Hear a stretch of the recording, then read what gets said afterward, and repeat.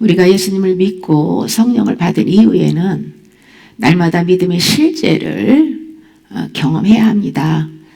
예수님을 진짜 믿는데 마음과 행실의 변화가 오지 않고 여전히 옛 습관과 세상 방식으로 살아가고 있다면 죄로 묶여진 것입니다. 그것을 찾아서 풀어야 합니다. 묻고 푸는 답은 성경 66권 안에 있습니다. 이사야 53장 5절에서 6절입니다. 그가 찔림은 우리의 허물 때문이요 그가 상함은 우리의 죄악 때문이라. 그가 징계를 받음으로 우리가 평화를 누리고 그가 채찍에 맞음으로 우리가 나음을 받았도다.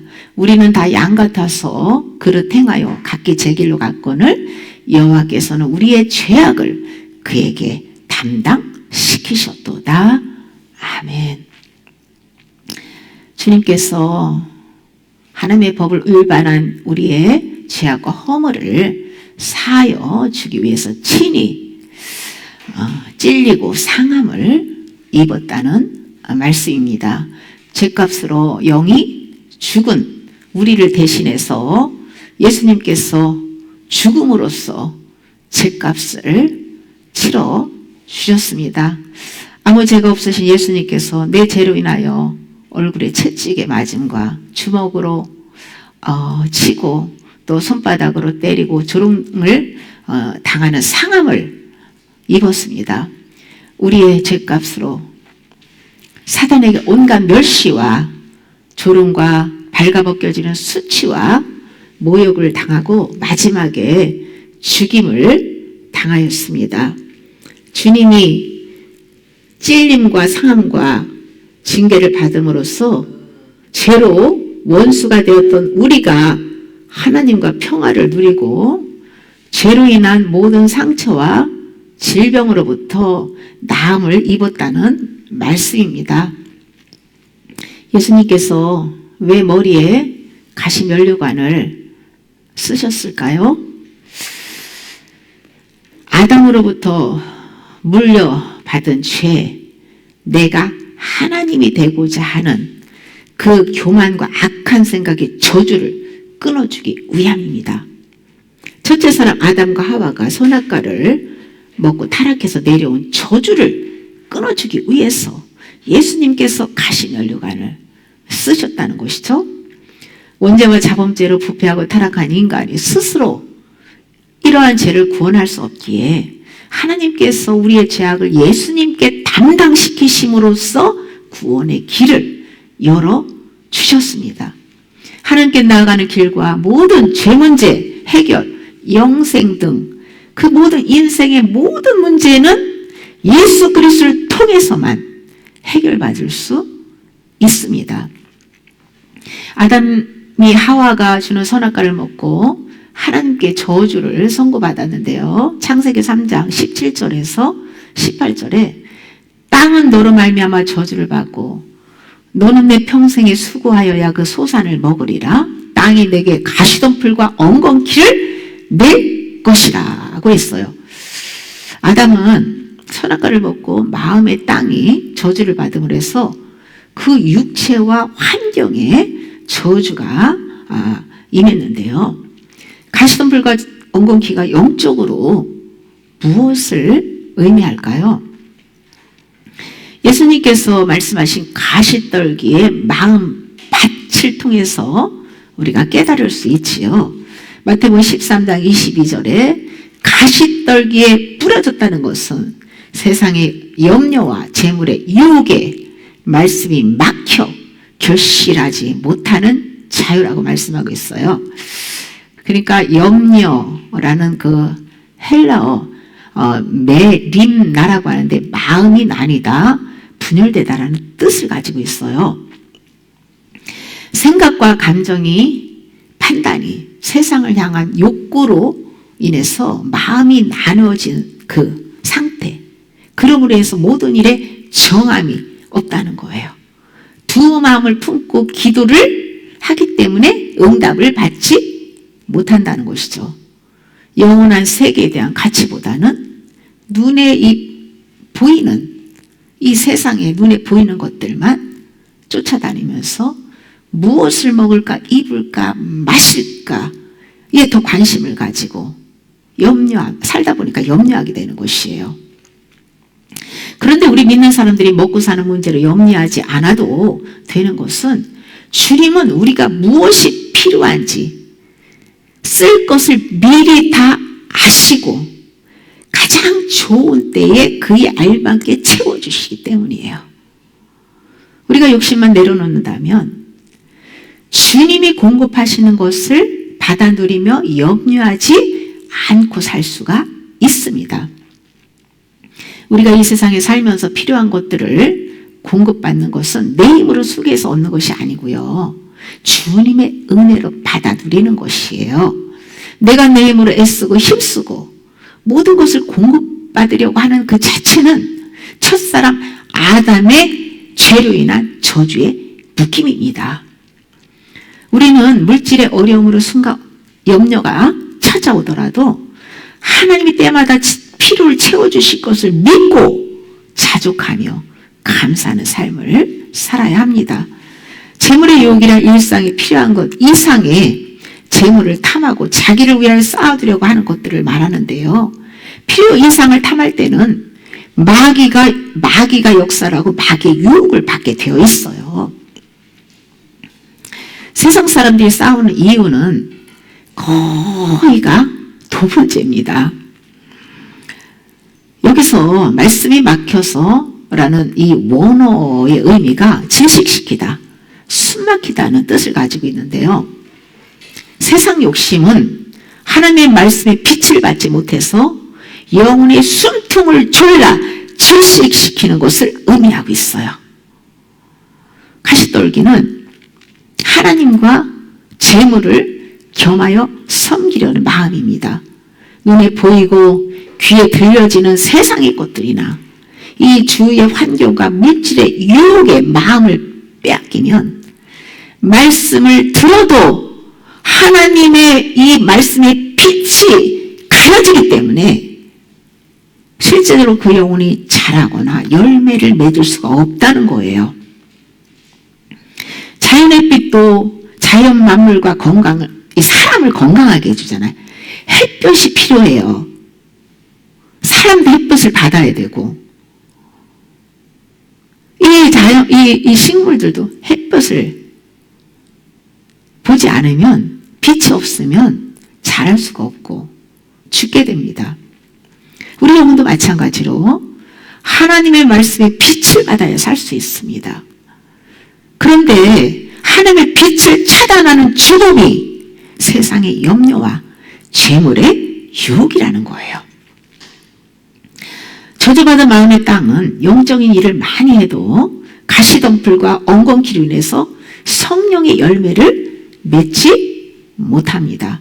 그 저주받은 땅을 고쳐주기 위해서 예수님께서 머리에 가시관을 쓰시고 피를 흘려 주신 것입니다.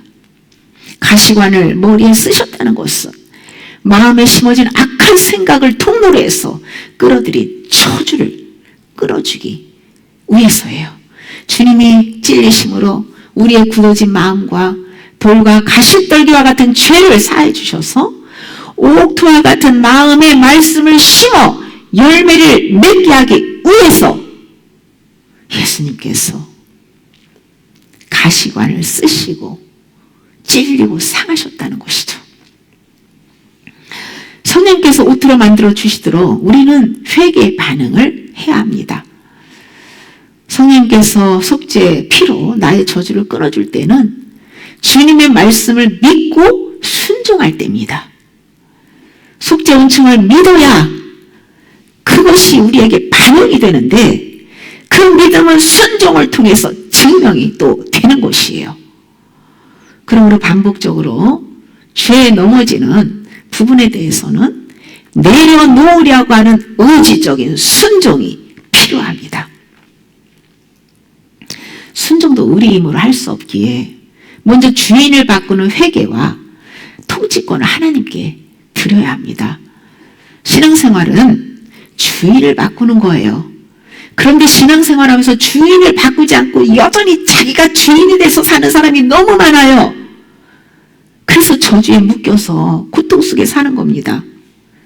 주인을 바꾸지 않고 주님께 문제 해결해 달라고 해도 안 됩니다. 주인을 안 바꾸면 영생도 보장받을 수 없어요. 내가 주인의 자리에 앉아있으면 주님이 피 흘려서 죽으셔서 예비하는 속죄 은총을 공급받을 수 없어요. 다윗은 하나님이 구하신 제사는 상한 신력이라고 고백합니다. 우리의 예배는 번제를 드리듯이 나의 전부를 하나님 앞에 드리는 완전한 포기입니다. 예배 드릴 때마다 와서 하나님 앞에 다 내려놓고 일상의 삶에서도 나를 날마다 믿음으로 하나님 앞에 올려드리고 맡기고 포기하는 삶을 사는 것이 산 제사, 산 예배예요.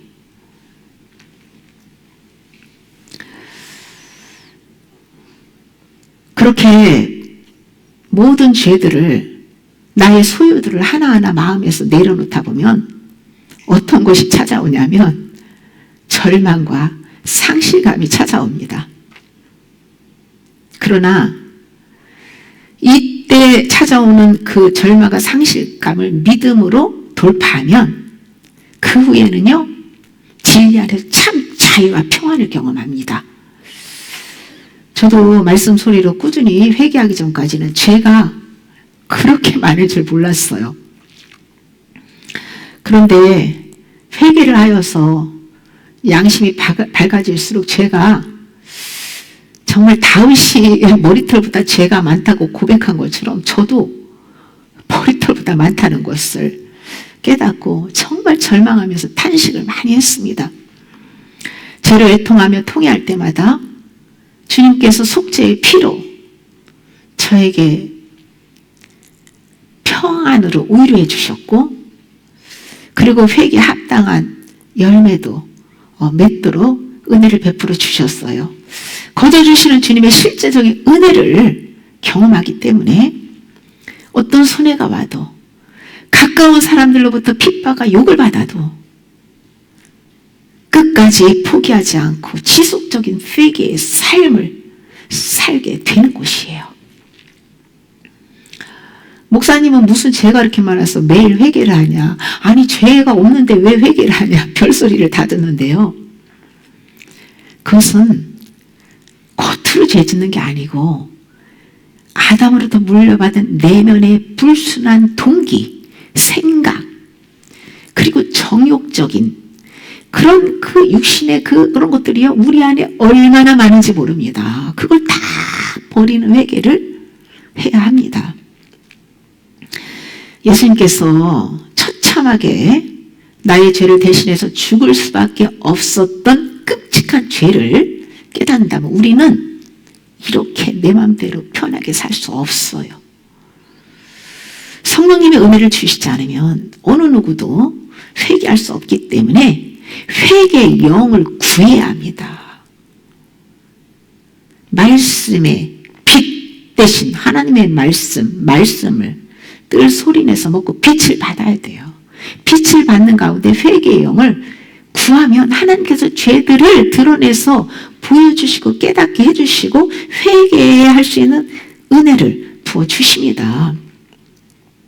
성령님을 보내주신 이유는 속죄 은총을 공급해서 죄와 의와 성령님께서 세상에 대해서 심판하시기 위해 오셨잖아요.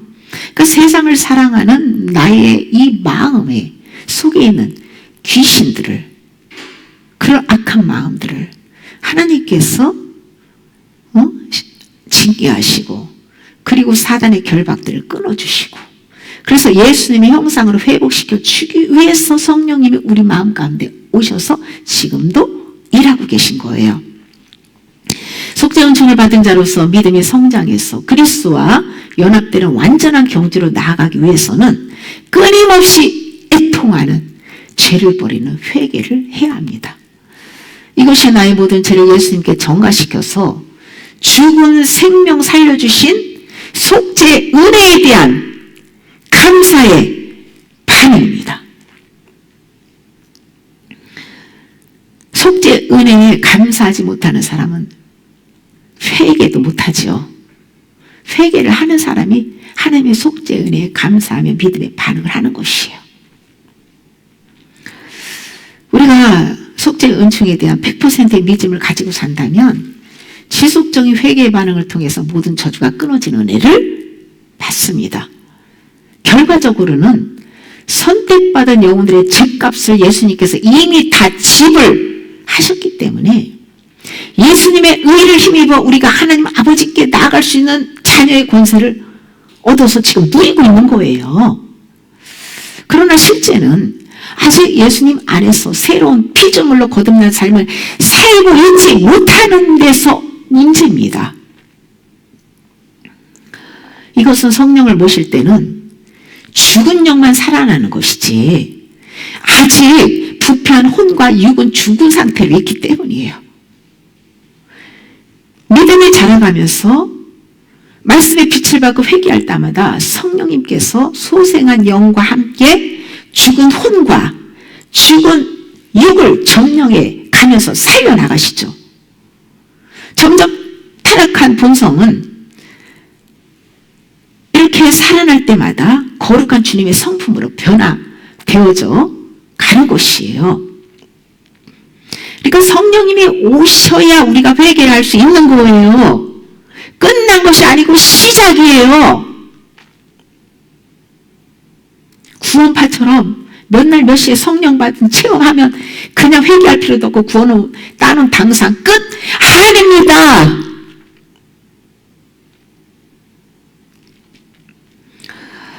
출애굽할 때 어린 양의 피로 구원받고 거듭 태어난 영혼이 광야로 나와서 장성한 믿음으로 성장하는 과정에서 속죄 은총으로 모든 저주가 끊어지는 경험을 하게 됩니다. 이 모든 구원의 역사가 예수님께서 이미 이루어 놓으신 속죄 은총을 믿고 반응할 때 실제를 경험하게 되는 것이에요. 추상적인 믿음은 가짜예요. 진짜 믿음의 실제를 우리는 경험하며 살아야 돼요. 그러므로 이미 선택받은 영혼들의 모든 죄는 예수님께서 다 이름을 놓으셨다는 사실을 우리가 일단 믿고 신앙생활을 해야 돼요. 그 믿음을 가지고 있어야 죄에 넘어져도 마귀에게 정죄당하지 않고 대적할 수 있습니다. 그리고 주님이 죄를 다 해결해 주심을 믿고 드러내준 죄마다 성령님이 오셨기 때문에 주님이 빛이시기 때문에 어둠 속에는 죄를 드러내 주시는 거예요. 그때마다 드러내 주셔서 감사합니다 하고 그 죄를 인정하고 주님께 올려드리면 그 죄에서 벗어난 은혜를 받습니다.